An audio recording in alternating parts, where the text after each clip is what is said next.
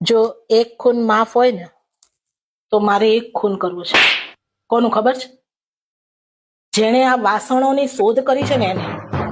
શાંતિથી આપણે ઓલા પતરાવડામાં ખાતા હતા પાંદડામાં, અને સી ખબર કયો લેડીઝનો દુશ્મન ઉભો થયો કે એને આ સ્ટીલના વાસણોની શોધ કરી.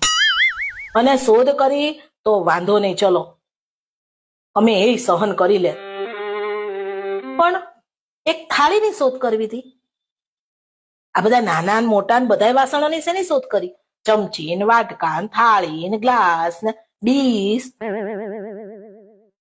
એક થાળીમાં દાળ ભાત શાક રોટલી સંભારો સલાડ છાશ પાપડ બધું લઈને અમે ખાઈ લેત. એક અવાજ ના કરત. આ તો શાક વાટકીમાં આપો, દાળ વાટકીમાં આપો, છાશ ગ્લાસમાં આપો, ખાવા માટે ચમચી આપો, ચટણી લેવા ડીશ આપો. પછી પછી શું? પછી આ સાફ તો અમાર કરવાનું ને. પાંદડામાં ખાતા હતા તો તમને નડતા હતા કઈ?